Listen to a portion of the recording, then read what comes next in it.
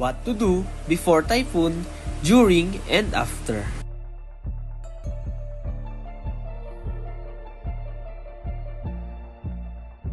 Before a typhoon, stay alert, always monitor weather updates, always stay updated via radio, TV, social media, or reliable weather apps. Narito ang mga kaagapay at mga pinagkakatiwalaan sa larangan ng pagbabalita. Kilala rito ang ABS-CBN News at GMA News TV. Ngunit narito naman para sa social media platforms: Manila Bulletin, The Philippine Star, and the Philippine Daily Inquirer. Secure important documents. Put your documents in a sealed bag or waterproof container to keep them safe. Prepare emergency supplies. Stock up on water, non-perishable food, batteries, flashlights, first aid kit, and essential medicines. Bago pa man magkaroon o pumasok ang bagyo sa Philippine Area of Responsibility, siguraduhin mayroon emergency kit at mga ready-to-eat para handa. Reinforce your home. Check and secure roof, doors, windows, and potential flying objects around your home. During a typhoon, stay indoors, keep away from windows and doors, stay in the safest, most enclosed area of your home.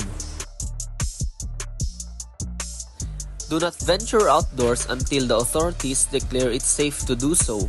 Strong winds, heavy rainfall, and flying debris can cause serious injury or death. Listen to updates. Continue monitoring the situation through reliable resources. Stay tuned to local news and weather reports for the latest information on the typhoon's track and evacuation instructions. Avoid using wired electronics and conserve power.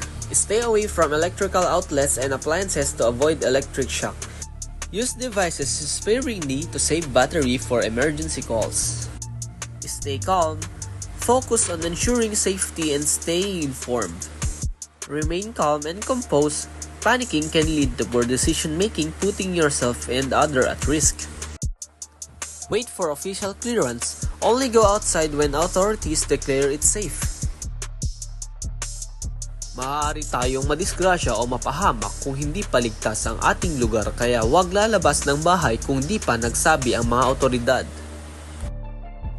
Check for hazards. Be careful of fallen power lines, broken glass, debris, or unstable structures.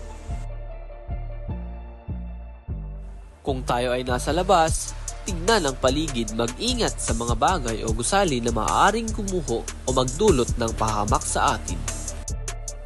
Check on family and neighbors.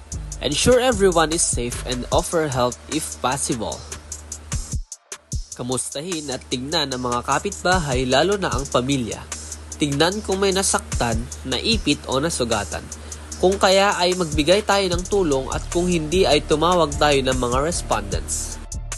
Sanitize and dispose properly.